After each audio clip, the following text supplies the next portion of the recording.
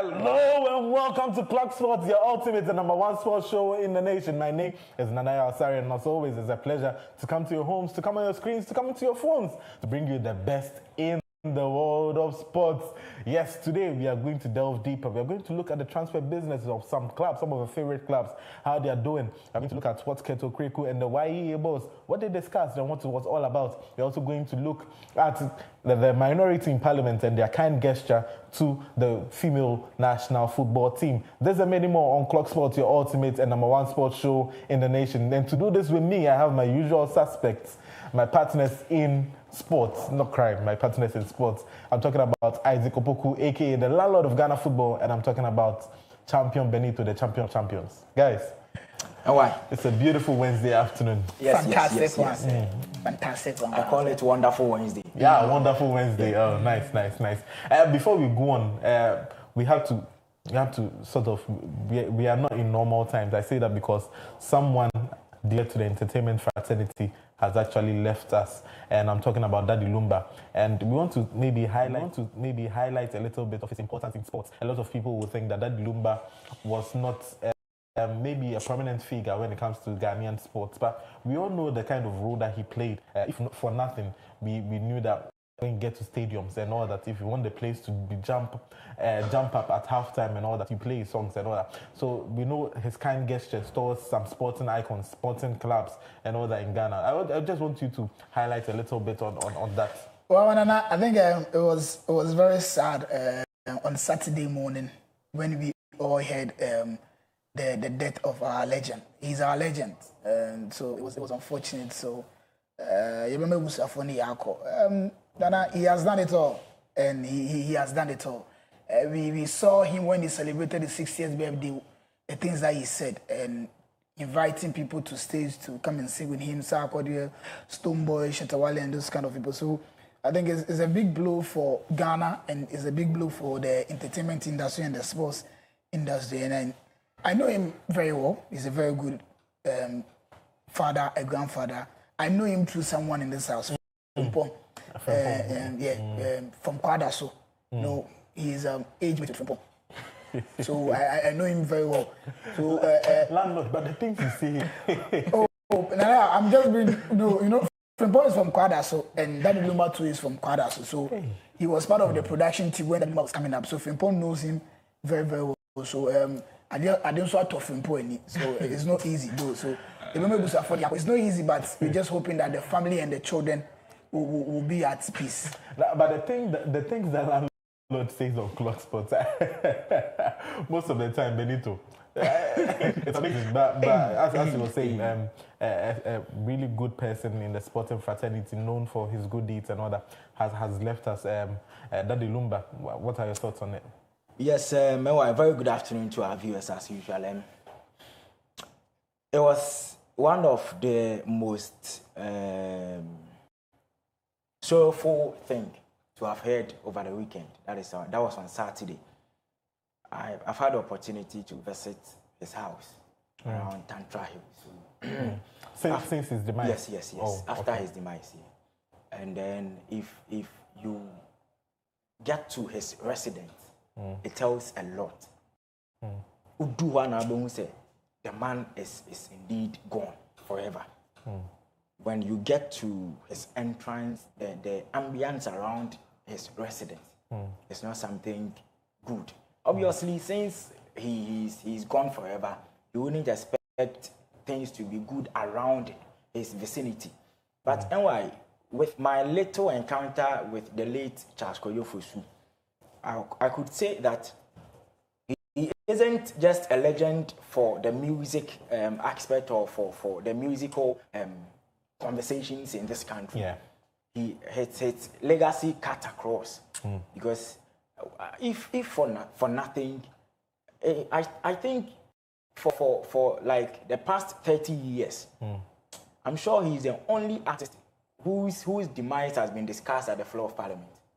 I do not know, but in the last 30 years, Meka said, I've not seen any artist whose demise has been discussed at the floor of Parliament. It tells us how much or how valued he was. But unfortunately, he's not with us anymore. Just the family should just accept our condolences. I know that he would probably have a wonderful place in the bosom of Abraham, as we usually see.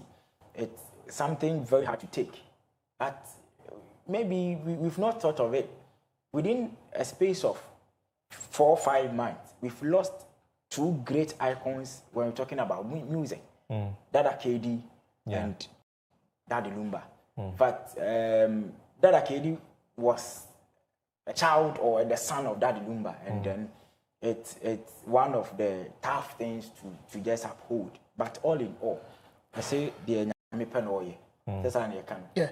Even though sometimes it's very difficult to take, but God knows best. Well, sometimes it's very difficult to take, but God knows best. And on this particular note, we want to say commiserations to the family and the loved ones and all sympathizers of Charles Kojofotu, aka Dad Lumba, and his family. Quite an unfortunate one. I don't even know what to say, guys. Yeah. It's quite a sad one. And Nana, his songs are so. I remember, was it Sunday? Someone was saying so Bobla and one music for inspiration. You just listen to that. He has the songs for every circumstance. God bless you, my brother. You are not my brother, sorry. I even. Did you really say that? Yeah. Due to some, let me finish my statement. When we get there, we'll finish your statement. So now, like if you want to make it in live and those kind of things, for me, my all-time favorite song of his is Encoding. Encoding. Yeah. Can you sing a part of it? I don't know.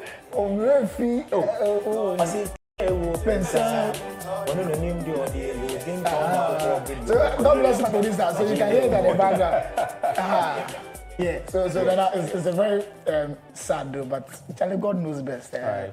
God knows best, and that's why we are here today, because He knows our thoughts, and then that we want to discuss what's happening in the world of sports. And right now we'll start by looking at Kumasi Asante Kotoko unveiling their new kits for 2025-26 season under the THP brand. That's the Hope brand partnership. Kumasi Asante Kotoko, they keep inspiring us. Before the pictures come out, Benito, what were you expecting from the Kumasi Asante Kotoko and then the THP partnership? What were you expecting before the jerseys actually came out? Yeah. What were you expecting? Because from last season, when their partnership was actually rekindled, you could actually see the quality when it comes to the texture of the original that is jersey. When you look at the designs that were also behind it, what were your initial thoughts behind this? Yes, my anticipation was very huge, as you rightly said. Right from their first release of jerseys, it told us that if every season they would be upgrading and adding enough quality. Yeah. Every time, it can be likened to the likes of Chelsea, Real Madrid, but when you look at this particular quality and the details in there, it can actually rival these jerseys. Exactly. Because when you look at the detailing, when you look at the sides, and you look at the kind of partitioning, it looks like a red kind of kente. The kente has been used for the red and white and the sides. And when you look at the details, it looks very, very brilliant. The people behind this. I should say this, but not to boast of it, but I had the opportunity to be closer to the manufacturers, and then I've had a feel of this jersey. You've had a feel of it? Yes, I've had a feel of it. But I've had a feel of it. In fact, as you rightly said, if it's not the best in the Ghana Premier League, it will be one of the best. If, let's say, from the pecking order, we just arrange from 1 to 3. With what I've seen, with what I've seen when it comes to Ghanaian jerseys, last year Kumasi Asante Kotoko were number 1, undoubtedly, from my perspective. Anyways, but someone would also argue about that fact. That's okay, because we all have our different opinions. But looking at this particular one, and then the detailing behind the jersey and the detailing behind the concept behind it. Yes. It's not just any design, but when you look at the sites, it portrays the Ghanaian heritage. The Ghanaian heritage. Yes. And then more so it portrays the Ashanti heritage as well. Exactly. One thing that stands out to me is when you look on the sites. When you look on the sides, landlord. Yes. When you look on the sides, that white and scraped designs. The designs. Yeah. It's what's previously, what we are known for, the Ashantis were known for, when they are going to battle and all that, these are the kind of inscriptions that you see on there. And then the detailing behind, when you look at the patterns also imbibed in the shirts. Let me commend the manufacturers. In fact, the whole brand. The whole brand, they are doing overwhelmingly well. Yeah. I am closer to them, and so I know the things that goes into such situations. But it took them, okay. But then but why don't you want to? It took them what? Say it's sometimes to no, but the establishment. No, the establishment is that they went through series of consultations before designing this jersey. Yeah, and so that is why you are talking about the detailing. Yeah, it wasn't just a fluke that designing. No. They made series of consultations before whatever thing that is seen in Kotoko's new jersey was designed or was made. And let's commend them. They are doing marvelously well. In fact, looking at the Kotoko symbol, that is the emblem. Yeah. It's more or less like how the Puma, with this Ghana Football Association, the processes that this thing went through is same as how they manufactured or they designed that particular emblem. And so, yes, all that I can say is that I will commend the Hope brand. Point is that since it was #1 last season per our host and our boss, this time I'm sure they would be #1 again. But then in going forward, there should be more advancement. Yes. And Landlord, this is what we've been actually advocating and looking for, quality when it comes to Ghanaian teams. I remember I used to be very close to Brekum Arsenal because my dad had an interest in that particular club. And it got to a time, the jerseys that we were using, right? It was a club in Israel that John Pencil was playing. So he had to ship the jerseys for us, and we were using at that particular time, although it was pre-season and all that. But now when you look at from that particular period, from the 2005s, 2006s, now you come now to modern football and the detailing that goes into Ghanaian football, branding, and then the kids' design and all that. Landlord, we've seen significant improvement. And I think it's been marvelous and fantastic seeing our club side, in this shape or in this condition. When I saw the pictures and the videos on social media, and I was very happy. So, okay, finally, what we are hoping for and what we are preaching. The whole brand has brought it. God bless you. I like the bus. So, Nana, it is good. Nana, sales of jersey is an income for a club side. Yeah. So, if whole brand Ayoya Makotokwa, so let's take it to say if it is in the marketer. So, I don't want to disclose an amount, but amount now. That amount that they get, and they can cater for almost like 4 players. So in football, it's not only about the pitch, it's all about business and branding. As the three of us sit here, individual will be on a brand or so a team like Kumasi and Kotoko having this great brand, When I was watching the video, the video came up, was it Sunday or Monday? They came back from South Africa a day before I'm going to find anyway, and another day before this video came up. So now you could see that you're planning. We look, and your players now almost like 4 and 5 players. That's what they do in Europe. You could see 5 players, and it was brilliant. I saw Kamara, I saw my favorite player, Imano, entry inside. I saw Samba. It was brilliant, and look at how they were coming from the tunnel of Baba Yara Sports Stadium, and it was brilliant. It was nice. So kudos to the whole brand and Penifona. Handling the whole brand. Kumasi and Santikon, they've really done well. I've also seen Accra folk doing the same. I've seen Samates also doing the same. And I always say, "Who if you now you penny now bo breya." So if Kumasi and Santikon and Accra folk are doing a great job,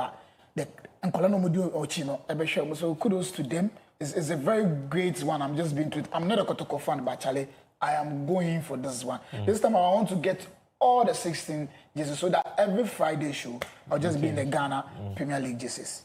That's fine. Then, yes, landlord touched on the pricing. I'm preview that to that information. It's 500 cedis for one. It's cool. I have a problem. Yes, I understand. It's affordable, but on the norm, on the scale, you would just go to Canter and get, let's say, Chelsea, Real Madrid, Barca's jersey for 150, for exactly 200, exactly, including your name at the back. Yes, and so me personally, I've advocated and I've urged them if they can do relatively not up to that standard. They can layer the quality. Exactly. Let's say this is the player's version. The player's version. Yes, this is A. maybe grade B. This is grade B. That's grade fine. B is at maybe 50% of the Yes, same cost, yes. but the same material, just so that And yes, you can still generate some kind of revenue. Exactly. But also one thing they would also say is that they don't want to compromise on quality. You know, when you are doing quality control, irrespective of pricing, you don't compromise on the quality. Yes, but I understand. sometimes as well, you need the volume to drive up the sales. You are right. And all that. So it's a But decision you have to make. for everyone to be able to afford, I'm just speaking for the masses because if for instance me, I would probably get one. Maybe I wouldn't even buy. Yeah. But then Obi Wahwa, that person wishes to probably wear Kotoko JC, House JC, whereas he or she is not having 500 cedis to get one. So what do we do to those people? Just lower the quality, but then from their own manufacturers. Yeah. And yes, I get here. No. Obi Someone from China will do it and then sell it at that particular price that you are not wanting for. And those revenue will go to that person's coffers. Yeah. Meanwhile, if let's say a whole brand reduces their quality, yet it is from their own field or from their own angle, all these monies will just go back to them. That is my point. But that's another point to consider. But also, the whole brand should be thinking about this in line with the fact that revenue generation mobilization for the team and then for their brand as well they should find a way of balancing it to match their quality control methods and procedures without maybe losing out on a lot of customers and a lot of value, because we as Ghanaians, we want to be seen wearing Ghanaian jerseys. I would prefer to wear a Kotoko jersey. I would prefer to wear Bichem United jersey.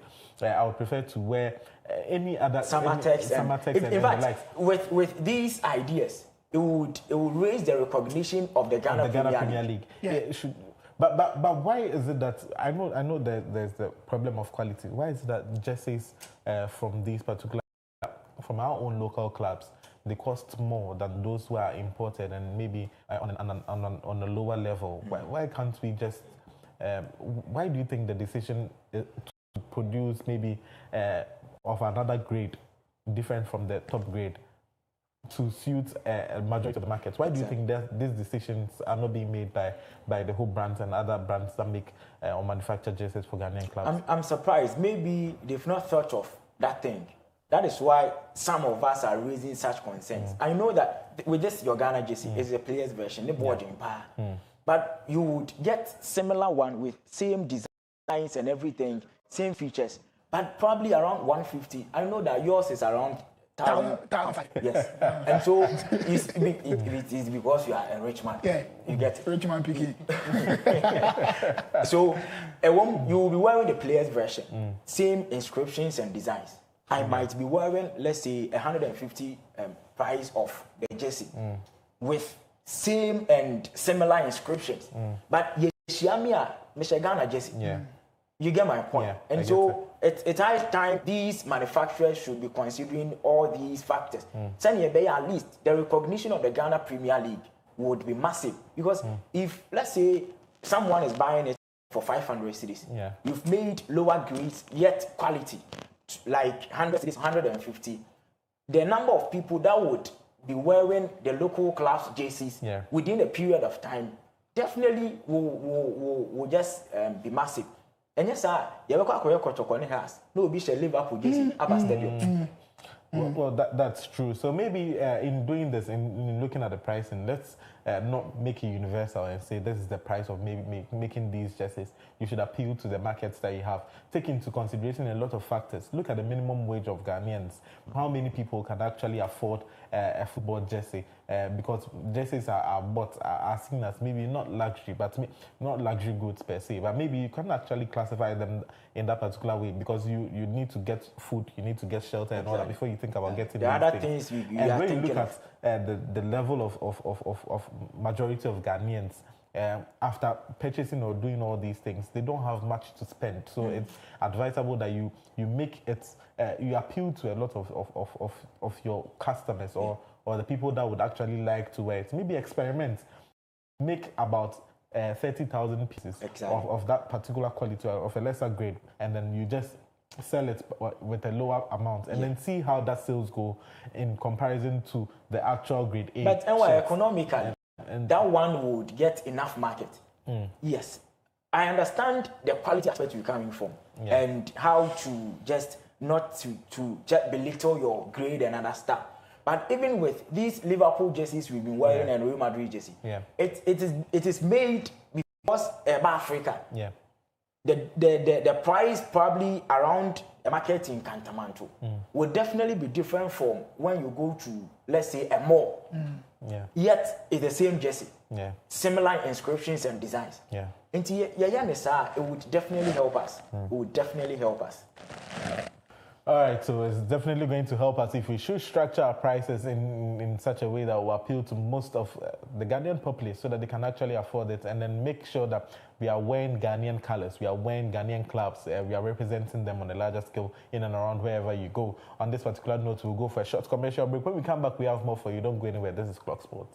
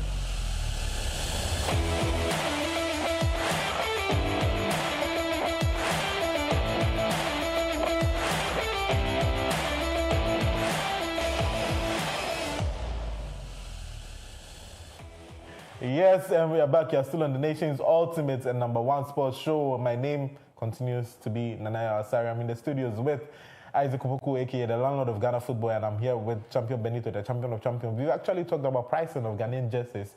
We talked about the launch of Kumasi Asanteko's 2025-26 season's jersey, and we talked about how beautiful that was. And moving on, we are going to go on to the aftermath of the WAFCON final, and also we'll talk about the Toyota Cup as well and the Euros Women final. Guys, where do we start from? Let's start with the WAFCON final. Yes. We'll start with the semi-final, not the semi-final, the third and fourth place, where Ghana played against South Africa. What did you make of that particular game with Ghana winning on penalties? First of all, let's commend this Black Queens team. Yeah.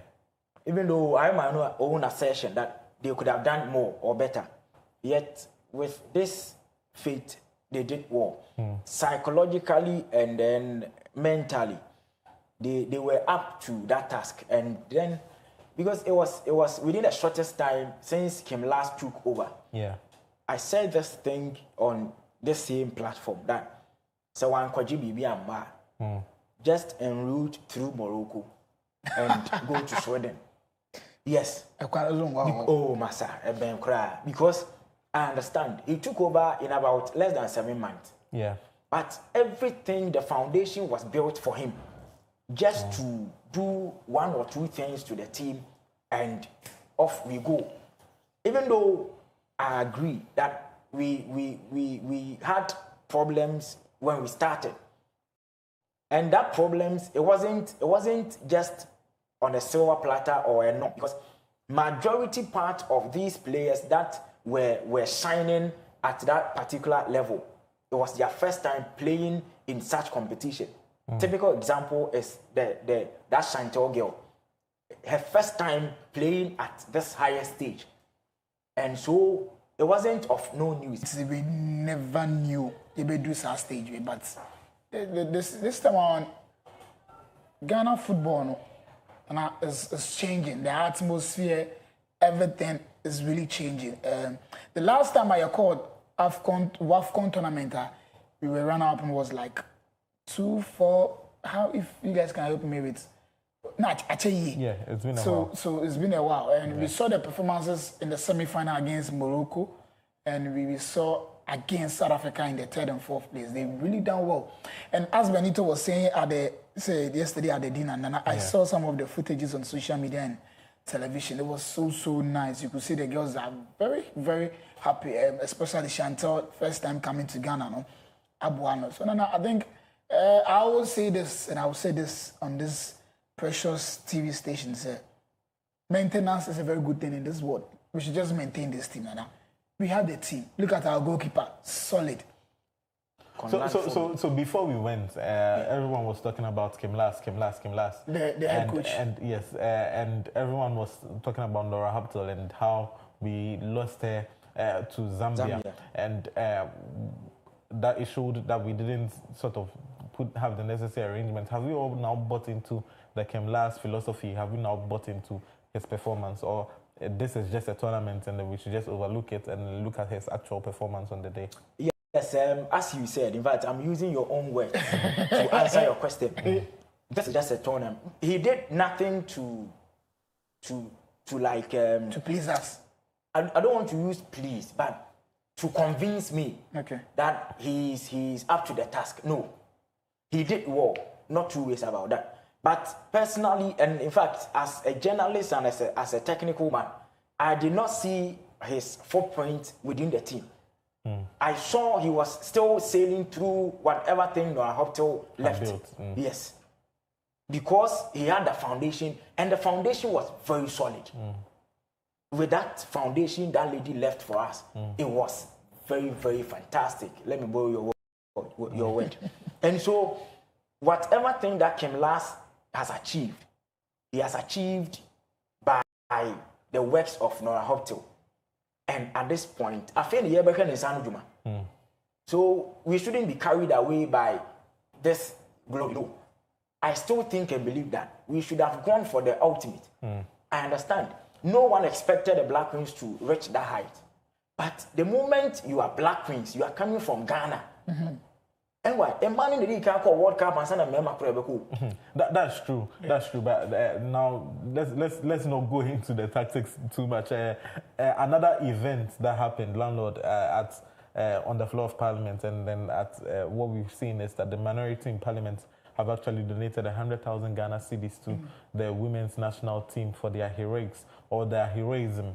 Heroism, I should say. On the floor of Parliament. This was actually done yesterday to actually congratulate them for the money is in the performance. So I think it was a very good call. We could see the minority leader, Honorable Afenyo Makin. You know, the money is in the brown envelope. Hey, so Nana, it was good. Nana, let me deviate and come back. Even in Nigeria, when they won the WAFCON, I saw one senator giving each player 10 million naira. Each player 10 million naira. Who converted by Isika Numa. So Nana, I think the understanding of women football, West Africa, I say okay. The treatments na the ladies also need the same treatment. I saw the president, the first gentleman of the state, His Excellency John Dramani Mahama, also giving them something, but he said it was undisclosed. It's good. A very brilliant vice president, so maybe minority, I'm sure majority will do, and the business moguls will also do the same thing. It is nice. Last time you call AFCON and you could tell that. This is what we're going to do to them. So I think it's a very good call for them. The ladies too, they need money. Some of them have boyfriends. Have oh no no oh me mama lande you know my crush is inside, so if she's watching me, I know it's Bodu. I've been crashing on you, Bodu. I've been crashing on you. Okay, I've been crashing on you very and the day you buy, there was a lady over there, Evelyn Bedu. It's also who they are hugging. So I'm just crashing on you. So I'm just doing calculations. You can't imagine me. I know the OBR account. I'm a landlord. Thank you. Okay, so we'll move away from this particular story on that particular note and talk about the GFA president and his engagement with Malik Basintali, the YEA boss. He actually went there and met Malik Basintali, and they talked about continuous partnership to improve Ghanaian football and to improve the sporting fraternity, how the Youth Employment Agency can come in to help support clubs and can come in to help support youth in football. They had that particular engagement. I want to have your thoughts on that. Yes, just youth in politics and youth in administration, other fields. It was invented by the former president, J. Kufuor.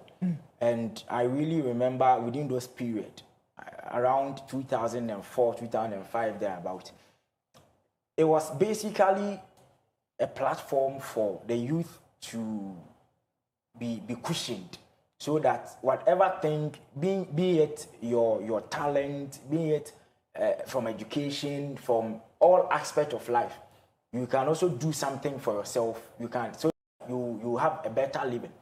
And so it's one of a kind gesture for the Ghana Football Association president to have that particular meeting.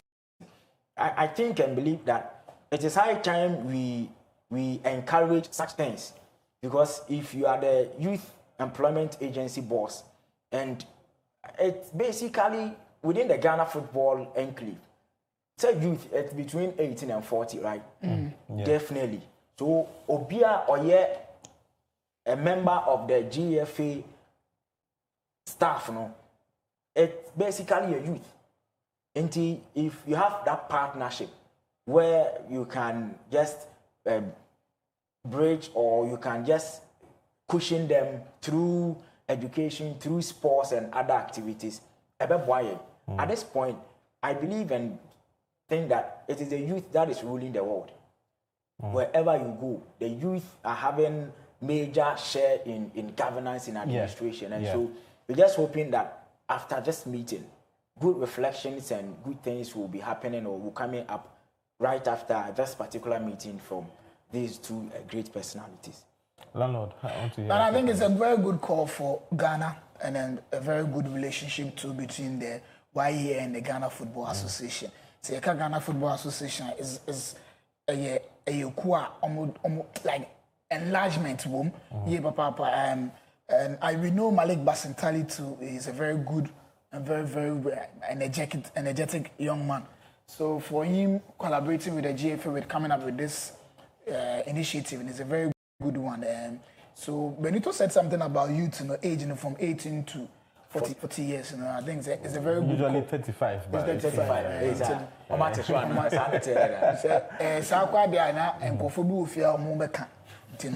It's a very good call. Now, I'm just hoping, as Benito said, the conversation that had happened yesterday, and says just for media per se, but we want to see the works in it. And we know Malik and we know GFA President Keto Clog, so we're just hoping that it will come to pass and it will help the young ones, because now we have so many talents within the youth now.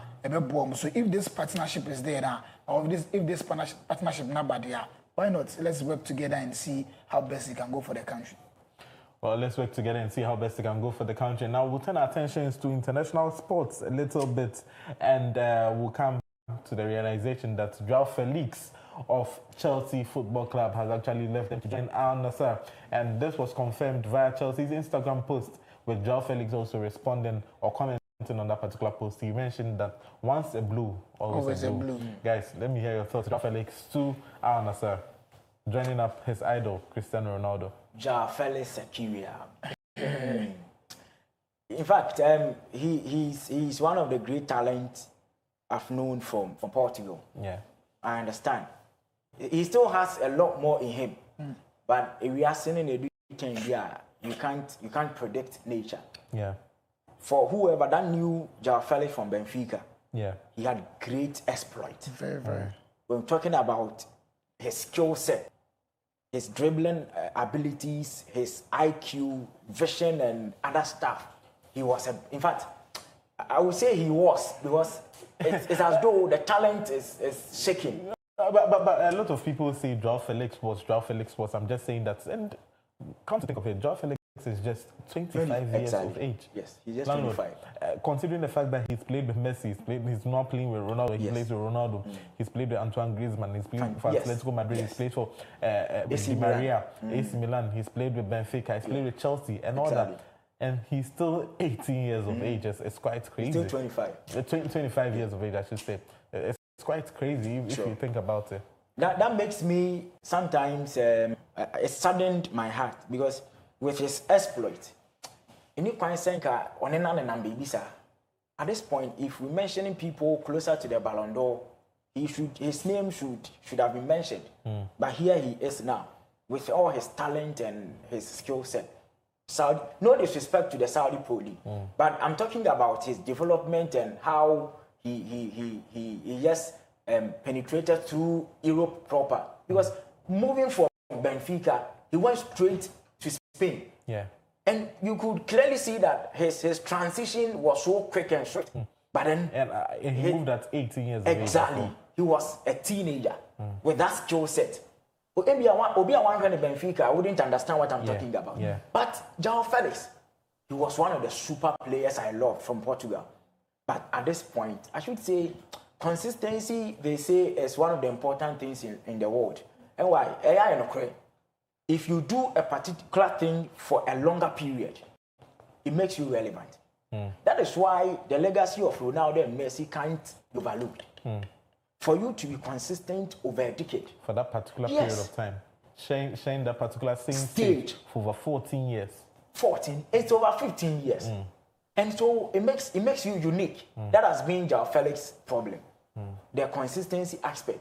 At Atletico Madrid, he will be on and off, inconsistency, others at AC Milan. So I just hope that his days at El Nassr will be one of his best days. Probably he can relive his days at Benfica and reflect over those times. I'm wishing him well. Landlord, let's talk about career path of Joao Felix. he played in a free-flowing Benfica side that were very much attacking. And then his agents or those behind him, those who advised him, thought about the next move to be best for his career, and they thought about Atletico Madrid. And which sort of, from 18 years, when you are grasping the nitty-gritties of football, when you are blossoming into the kind of player that you can be, because you're still in the formative that stage. That would be the area you would really identify yourself. Yeah. In the formative stages of a footballer's lifestyle or lifespan. And then he moves to a team with a totally different dynamic when it comes to their style of play. He moved to Atletico Madrid. Would you say the people who advised him to make that particular move didn't maybe consider all these things, and they just advised him based on maybe play time, based on financial value that will bring to them and then him as well?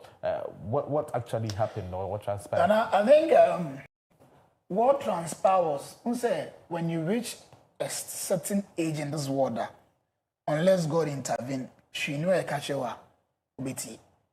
So for that 18, that number 18 or Drew, I think he feels like I'm in my peak. So me, while we were the teams, and you could see the time he went to Atletico de Madrid, Real Madrid, Barcelona, and the big guys in the Europe, they were all on form with good players. So for him going there, so he also thought of playing time. Yeah. He went to Atletico de Madrid. He performed very well. Came to Chelsea, couldn't perform. Came to Barcelona, and also in Shada knew we be a core AC. And watching the age now, look at his age, and the things around him now is really worrying him. So I think the people are almost managing the agent and I think they should help him. 28 years old. I saw him playing at Barcelona. He's very, very, very good. Benito said something about consistency. It's a very key thing in this world. Anything that you are doing, whether good or bad, creates consistency. Whether good or bad, you have to be consistent with it. The reason I'm saying whether good or bad is I tell you more. No, relax. How can you consistently do a bad thing? Why should you? In fact, why should you consistently do a bad thing? Let me explain myself. Let him come out. Let me explain myself. As we sit here, so we are there. One didn't know what to do. I didn't know we were new. Atai. So Atai was consistently stealing. when you are doing something bad and you consistently do it, when they catch you, I don't buy them fatum. Oh yeah, the papa and so I don't buy them fatum. I think say. To some extent, say I don't buy them fatum. Is that what you're talking about? So I think like he's consistent, but not all that consistent. So now, as Benito said, him going to Saudi Arabia, and he has Ronaldo with him, and I'm sure Cristiano Ronaldo also influenced the signing of Joao Felix. Ronaldo private jets and they fly. So you could see that Sisiano, management, and it's good. The age now we do and influencing people to come around. I think it's good. So let him go and perform over there. Officer there, he can still come back to Europe and come and perform very well. So it's good for him as a young guy. 28. Well, I thought he was like in 25 years old. Maybe just on the 30 more. Then I think it's a learning process for him, so that it's going to help him. So Charlie, congratulations to him. All right, so congratulations to him. But today, we have a local club making international news. We are talking about the Toyota Cup, which happened in South Africa. Kaizer Chiefs played against Kumasi Asante Kotoko. Kumasi Asante Kotoko. Ukuma Apemeba went over there to another land in South Africa and made sure that they could actually win a trophy, the Toyota Cup, and bring it back home. And this, the starting lineups are here. Ibrahim Peterson starting in goal, Abden McCarthy and the likes playing at the back for Kaizer Chiefs. And then they played against Kumasi Asante Kotoko with the likes of Mohamed Kamara in goal, the likes of Intim Menu and all that taken to the field. And when they did, it was actually a very good one. And then they actually beat them on penalties. It was quite an interesting game. Mohamed Kamara with the heroics in that particular one. Let me hear your thoughts on it. Oh, I had opportunity to watch this game. And then, first of all, let me appreciate the fact that Nana Pinkra and IMC honored this game, because irrespective of situations around, it's one of the biggest tests for Kumasi Asante Kotoko, proud to their campaign in the CAF Confederation Cup, because playing against Kaizer Chiefs. But there are certain players who played, Hubert Jawu and other players, They watched the 2010 World Cup at this particular stadium. Yeah. How would you feel? Yet they were well composed and they did it excellently well. I should say that they shouldn't feel complacent. I know Kaizer Chiefs, they are one of the big giants in African football. Yeah. Not two ways about that. But do not say that we've won 3-2 on penalties, we've won the Toyota Cup at the expense of Kaizer Chiefs. So we are up there. You do what we no. There is more room for improvement. Yeah. And at this point, if I am part of the Kotoko's technical team, you just critically watch the game, your approach, players' positioning, players' conditioning, and then you work on it. I know that they still have the champion of champions that we played against BBN Gold Stars. Yeah. But with this particular game, it was a wonderful test. But before that, they had won the Presidential Cup against Hearts of Oak. Yeah. Right after playing Hearts of Oak, you went to South Africa, played Kaizer Chiefs. In fact, sequentially in as many weeks. Yes, it was in less than 1 month. Yeah, in less than a month. Yes.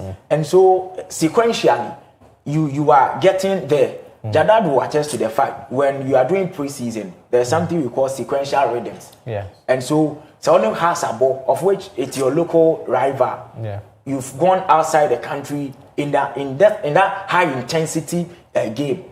It means that you but BBN Gold Stars in the bed drop here. And yes, I'm come we are not come Real Madrid. But BBN Gold Stars, when you compare comparatively, they are the champions in Ghana Premier League. So but they are also a very good level. No, no disrespect to their quality or their esprit, but I am trying to say that you wouldn't compare the quality level Kaizer Chiefs they are having to that of BBN Gold Stars. No disrespect to any player there. Even the environment. The environment, you see. So I think and believe that it was a wonderful test for Kumasi Asante Kotoko. In fact, a big statement for them. Because before that Toyota Cup, Simba had won over Kaizer Chiefs. Into Kotoko, so it means that gradually they are getting there. So, landlord, your thoughts on this particular one? Then I think it was. I always say, anytime I sit here, I'm a journalist, not House of Kotoko. It was a nice game, and look at the attendance. Just look at the attendance at the stadium. Say, oh, Bobo be say now, fans be say what man. The morale, the excitement is different. And fans, and so they were all South Africans. Yeah. You see, so you could see that Ebeboa Kumasi Asante Kotoko, as Benito was doing some rundown, the House of Folk, Kaizer Chiefs, then Real Madrid, Barcelona, Arsenal, then they're going. I think it's a very good call for them because they are playing in the CAF Confederation. So with the number of players now assigned, if you want to test them, you test them with quality, environment, hygienic environment, so that they will have the feeling. Because now, playing the CAF Confederation, you will always go to Morocco. Yeah, that's true. You will always go to Egypt. You will always go to South Africa. So when you go and see this, like you just be timid standing on the pitch because who will be that? Anytime we will be playing against House of Folk. That's true. That's how he's going to see this. Massive fans over there. So I think when they play matches like this, initially when the invitation came, I thought they would not go because of their preparation towards this CAF Confederation, but they were able to go. Yeah. They delivered. Mostly, for any matches they will go in this, but you could see that they went there, they performed very well, and I'm sure that anytime this Toyota Cup, I should say yearly. Yes. So anytime Bobo Biano. Kaizer Chiefs will be coming for return match against Kumasi Asante Kotoko. Don't be surprised in the next 5 years they'll be maintaining Kotoko. But next year, I'm urging that they would invite House of Folk. You are urging or they are urging? No, I'm just pleading. And I'm not sure it's going to happen because now they will come for a revenge against Kumasi Asante Kotoko. But they didn't play against Simba after losing to them last year. Okay. So there is no guarantee. That is why I'm urging that. Next year, when you are playing the Toyota Cup, why are you coming in? Are you the spokesperson for Kaizer Chiefs? Young man, be very careful. Interesting things here. We are also reminding you that we are live on Facebook. So when you go to Facebook and on YouTube, you look for Clog TV, you'll be able to watch us live. In case you need to leave your TV set, you don't need to leave Clog Sports. It's been quite an interesting one with these two in the studios with me. As always, we'll go for a short commercial break. When we come back, we have the Euro finals for women and then other transfer stories coming up. So don't go anywhere. This is Sports.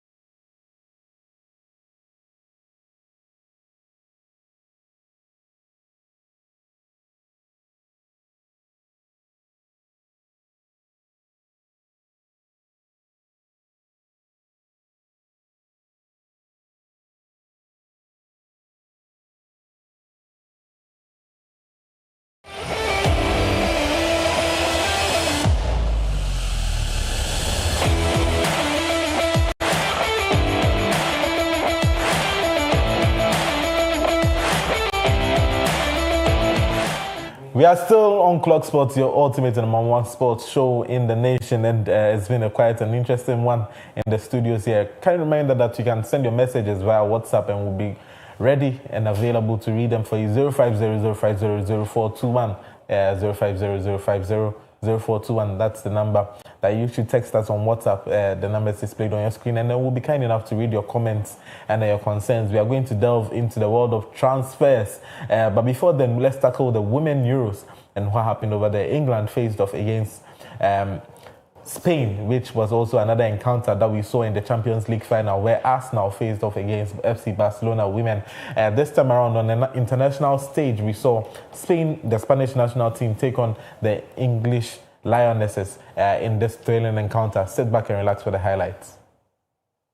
Over the top, Russo's there, the flag has stayed down for the minute. Chancy for England very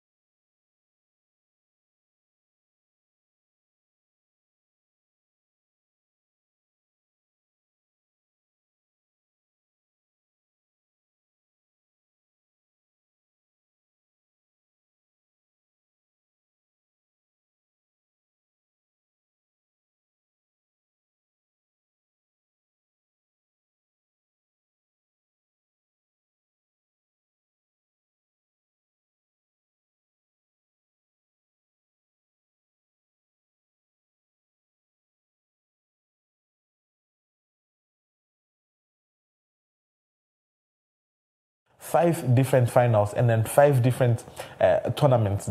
She's been in the final of all of them. She's a very good coach. I saw their celebration when this is the third time they brought Burna Boy to stage. surprise Yes, exactly. She said Burna Boy is his favorite artist. So they brought Burna. And it's all good. When I saw the celebration, I was saying, Ghana Panka, you could see the shatters and the sack, coming around to perform. Exactly. But it's all good.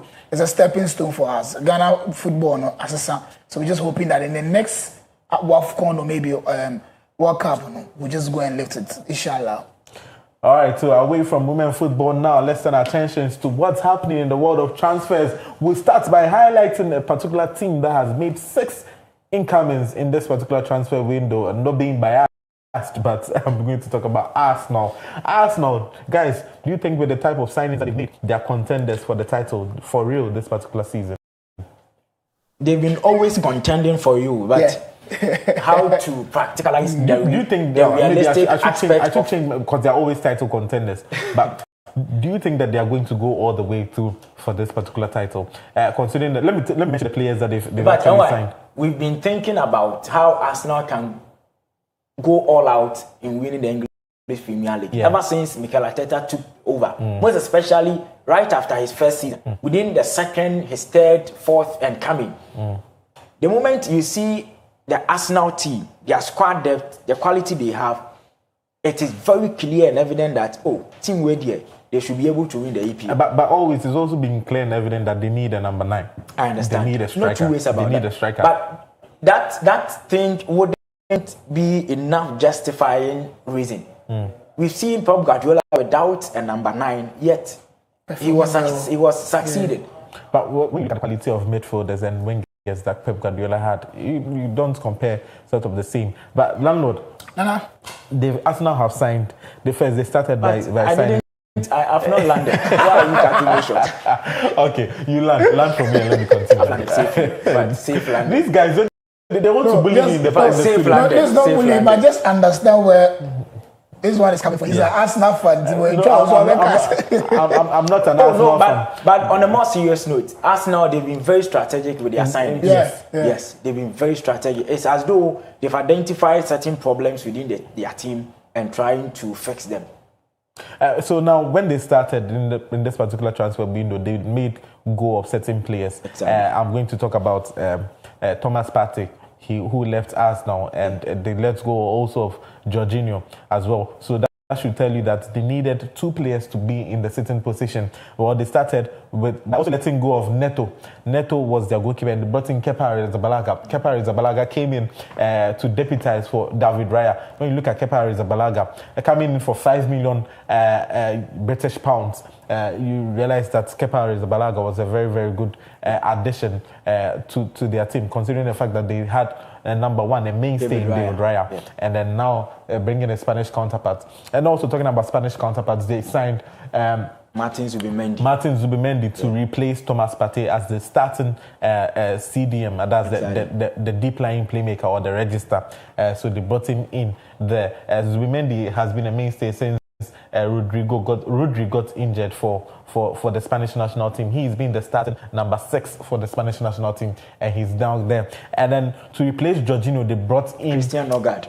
Nogard. Nogard was the captain for Brentford, and he one of the players that covered the most ground in the Premier League. Unfortunately, he's aging. He's 31. That is the only problem. But he's aging like fine wine as well, because Partey was aging like fine wine. Exactly, but Partey's contract had ended. So they should have extended it, but they didn't Partey's extend situation goes beyond football. It goes beyond football. Yeah, exactly. And there we have on the screens Christian Mosquera. Yes. So Benito, tell us about him a little bit. Oh, he's a wonderful player, and then he's one of the few defenders that are versatile. Yeah. He can play centrally. He can play from the laterals, being in left or right. And you see, say Calafio, he can be replaced by Christian Mosquera. Yeah. If, let's say, Saliba isn't around, so he can play anywhere across the back line. Christian Mosquera, in fact, he's one of the finest defenders have known. And then when you look at the price that they bought him for, just £30 million. Yes, it's for a player that is just 29 years of age as well. He's having over 13 years to play, and then they just bought him for £13 million. And that's a steal for Valencia, the former Valencia player. It tells us how Andrea Berta is working. Yeah. Arsenal sporting director. He's very influential. Another player that was bought to maybe deputize for Bukayo Saka. At his price. His price. Well, when you look at his price, right, there are two ways to look at it. Was he really expensive? But when you look at then his wages that he's going to play, you're going to pay for him. You should actually think about the fact that when it comes to the final third entries in the Premier League, the English Premier League, Noni Madueke was also up there. And his age, he's also just 22 years of age. Considering the fact that his age, getting a player of his caliber who can play on the left wing and play on the right wing, and had one of the most final third entries and one of the most shots at goal in the Premier League last season, you realize that maybe that's not. But Arsenal, they are doing fine business. Yeah, they are doing fine business and they're being strategic. And then to top it off, they signed Victor Gyökeres. Victor Gyökeres from Sporting. Victor Gyökeres has scored 97 goals in 103 games. That's almost a goal per game. Talk less of the assists, the number of assists that he's given. Just last season, he scored 67 goals and gave 13 assists. That's 80 goal contributions in a particular season. That's crazy for a striker, and for getting him for £63 million in total, that's quite a steal for Arsenal. Finally, the much awaited striker is in. Yeah. That is why. So this time around, no excuses. But people are saying that they need another player on the left wing. That is to compete with, because we are hearing that Leandro Trossard is on his way to Dortmund or maybe another place. So another competition. They are looking at Eze. They are looking at Rodrigo of Real Madrid as well. So if they should get that particular player or any of those players, do you think there's no excuse for Mikel Arteta to fail? I think I'm on the same page with you. At this point, after your 6th season, Mikel Arteta has no reason to miss out on the English Premier League. I wouldn't want to mention any other trophy other than the EPL, because for all these signings, spending around £200 million within a particular transfer window, the idea and the target is one, to win the EPL. And so if Arsenal doesn't win the EPL come season, they can go for the advocate for the dismissal of Mikel Arteta. I know he's doing well. I agree, I understand. But now you believe all the materials to succeed have been given to him. There is this saying that to whom much is given, much is expected. And that much that is expected from Mikel Arteta is to win the EPL for Arsenal fans. Already broken hearts in Archie. The only draw they had was eliminating Real Madrid. Beating them moment away. Let me hear your thoughts on this. I think Benito have said it well. We don't want any big explain tire next season. You have the qualities, you have the ingredients to cook. So we don't want any explanation next season. For Victor Carmen, from Sporting to Arsenal, he said he wants to play for Arsenal. So I think the players around him, with the leader, Martin Odegaard, and he's a very good passer. So we're just hoping that he will always give the ball to him, and wanting to this Chelsea guy now, I thought he be selfish too much. Money Madueke. He is. So we just beg him, say the guy put the ball on the toe on the man. He's like Haaland. If you just give him the ball, he'll just deliver. So we don't want a situation where in the season he will score like 60 goals for Arsenal. Yeah, you sure Arsenal or EP or anyone. Third. We don't want a situation like that. We want a situation, 160, Arsenal left in the English Premier League, reaching the Champions League final, then God will decide for Arsenal. Okay, so then let's talk about Granit Xhaka. We are still in the world of transfers. Granit Xhaka has also left Bayern Leverkusen after a particular training session with Erik ten Hag. He actually agreed that he was not going to train or play with them anymore. Granit Xhaka, he's left Bayern Leverkusen to Sunderland now.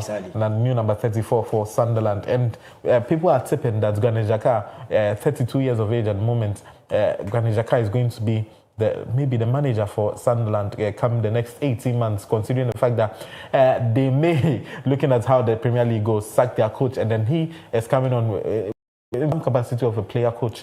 That's what people are saying. Yes, the return of Sunderland, a lot should come to play And I think one of the aspects has been sorted. That is bringing in Granit Xhaka. He's one of the finest midfielders I've seen in this sport called football. He can be a leader since he's seen it all, because he's risen through the ranks. And at this point, if you are returning to the English Premier League, there should be a sought-after player. When Yebeshen was Stadium of Light, we have Granit Xhaka.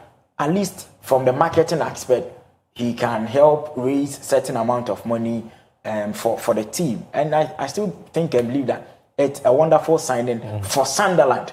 But when you analyzing Granit Xhaka as an individual player, it will be a decline.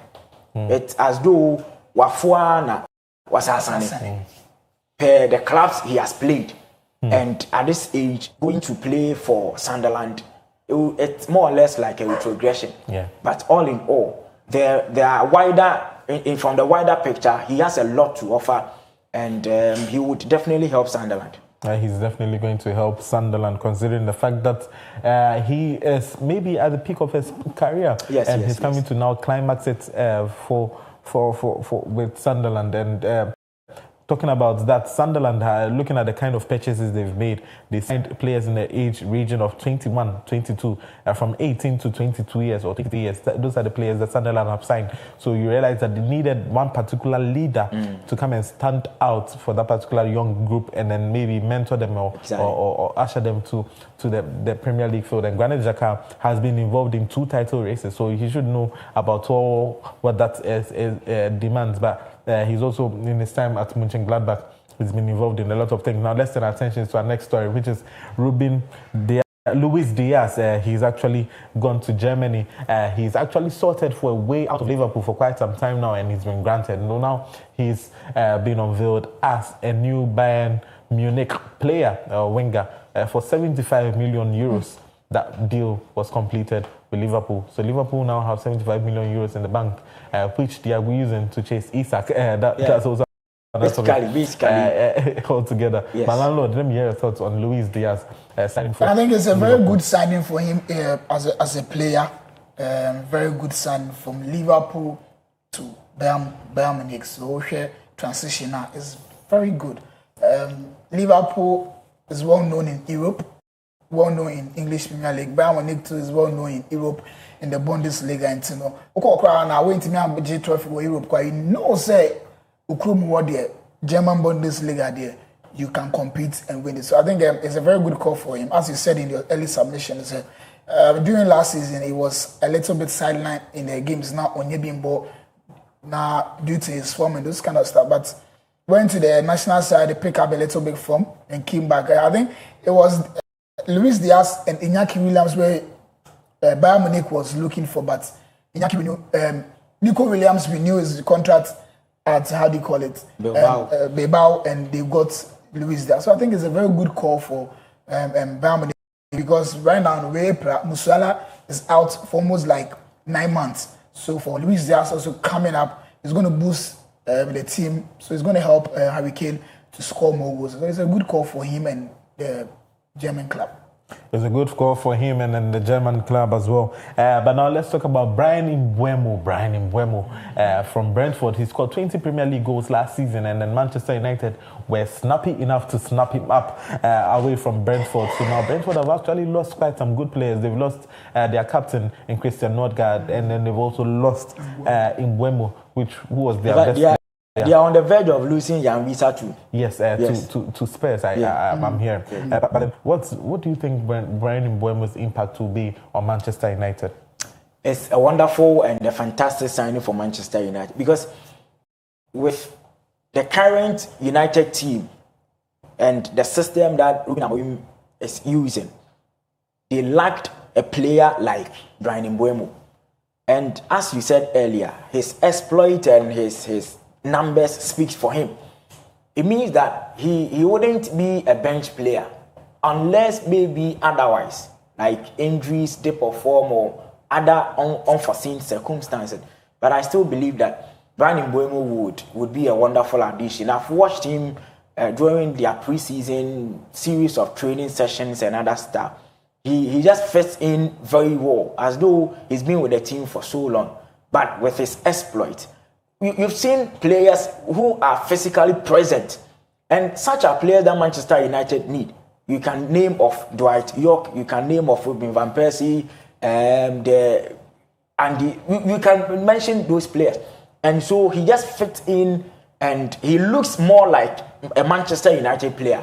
We're just hoping and waiting that whatever thing he did at Brentford, he can just reflect those things. Probably even a double or a triple of it for Manchester United. Now looking at the structure or the way Manchester United play, now you'd realize that there's only one room for a left-footed attacker. Exactly. What does that make for the likes of Amad Diallo, landlord? They can still. Mbeumo is a versatile player. He plays a lot of positions. With him about 10, no? And those kind of another injuries, and there are so many matches over there. United will be competing in is it Conference or Europa League? They'll be competing in FA Cup, Carling Cup, and English Premier League. So for having Ahmed Diallo and Mbeumo at the same, and Ahmed Diallo was the best Manchester United player last season. So it's still the same. The coach will see what is going to happen in training. So about all the two, but different position and stuff like that. Because for Ahmed Diallo and Mbeumo, no, it's a very good pair. And adding is Zegzi or some players, team in Oh, landlord. Anyway, let's turn attention away from Manchester United and let's go to Athletic Bilbao, where Iñaki Williams has explained why his brother Nico Williams did not sign for FC Barcelona. What are your thoughts on that particular one? Why do you think his brother did not sign for? From an aspect, I like how this story is flying because in about a whole year we've been talking about Iñaki Williams, Nico Williams, Iñaki Williams, Nico Williams. I understand the pain that the Barca fraternity would have because for someone to just agree to join you, giving you hopes. Now, him said they were all false hopes. Yeah. You see how painful it will be. But at this point, we should just understand one thing, and it's the fact. The player wasn't ready to join Barca. Yes, because of family ties. His family just told him, Basque Hano, they've nurtured us very well. They welcomed us and other stuff. And during his contract renewal confirmation, he said, "Here is my home. Here is my home." What does it tell us? It means that Catalonia but Basque it's as simple as that. It is because Barca needed him badly, most especially from that particular position. But at this point in time, I think that with the inclusion of Marcus Rashford and Barca, they shouldn't be talking about Nico Williams anymore. Because the player signed until 2035. Until 2035. 10 years. You can buy him out of contract. Yeah, definitely. But then the salary within the value as a son. You wouldn't have that financial muscles to get him anymore. Forget about him. Move on. Since you have other additions. They signed Marcus Rashford. That is the point. I actually mentioned over here. But that is the as point. a Barca fan does not seem that excited about Marcus Rashford. The Marcus Rashford that I knew way back, Manchester United or Bayern, is not now Marcus Rashford. And even as Flick said, it's we have more playing time and more training. But others is good. But a quick one on the Williams family. I think any big brother and I had here. That is what that's what big brothers do. But me have a clear everything, and now you could see that everything is calm. There were people. He said there were threats upon the family. People coming to their house and be misbehaving, and so for him coming to clear everything, I think it's a very good call. But one thing I was saying is communication in football matters a lot, because as Benito said, there was an assurance that he was coming to Barcelona. There was a date for presentation and stuff like that. But one thing is family matters. So he listened to his mom and his dad. So okay, I will stay back. So for signing to 2035 in the day, I think it's over for Nico Williams and Barcelona. It's over for Nico Williams and Barcelona, but it's almost over for us here on Clog Sports, looking at the time. But let's now look at our final story, which is the managers that have spent most as club managers. Who do you think has spent most as a manager for a club? Obviously, we Pep Guardiola. So we have the infographic actually there, and followed by this is Atletico de Madrid manager Diego Simeone. Interesting. No, I say I'll leave the guest to you. Who do you think has spent most as the manager of a football team? We have the likes of Pep Guardiola in the mix. We have the likes of Sir Alex Ferguson as well, also in the mix. We have the likes of Diego Simeone as well, Jose Mourinho as well. So we have them there. Number one on their list with 1.99 billion euros is Pep Guardiola. Diego Simeone is in close second, 1.31 billion. The Massimiliano Allegri, 1.2 billion. Thomas Tuchel, and then 1.19. and Antonio Conte. Let's look at the players that these coaches have actually spent on most. And we have Chelsea, 4.188 billion, the most money spent on transfers all time. You can see Chelsea, they literally buy the trophies that they have. Manchester City, 3.23 billion. Juventus, Manchester City, you saw how from obscurity they invested in football. Now look at how they are. Juventus, 3.18, and then Manchester United, 3.02. And Real Madrid, surprisingly, for the most successes that they've chalked, they haven't spent much. That's 2.9 billion for the fact that they actually buy Galacticos. You think that maybe they would be up there, but then they don't. They don't buy quantity; they buy quality. Exactly. FC Barcelona also for the amount of trophies that they've won. Barca was ranked around 8th or 7th. Yeah. So buying Neymar and Dembele with that huge amount of money. All right. So that should also attest to the fact that Barcelona have a very, very good academy, considering the fact that got to a time almost all their top 11 were coming from the La Masia. That has been their strongest hope. Yes. So unfortunately, our time is fast spent. Let me just take your last. Yes. So Wednesday now I come home. Yes, and we will be coming your way hopefully next week Wednesday. Yes. So just make a date with us as we bring to you the best. But before you make a date with them, let's talk about Mbappe, because now he's been given a number 10 yes. for your club, Real Madrid. Well deserving. So Luka Modric has left and now he's wearing number 10. Well deserving. Yes, and since he is the face of Real Madrid in the 2025-2026 season, the commercial aspect of it. Vinicius. Who? Vinicius is wearing jersey number 7. Yes. Interesting. Vinicius on Maneko. Yeah, I think number 10. Mbappe deserves it 200%. Okay, so on that deserving note, let me take your last comment as you were mentioning.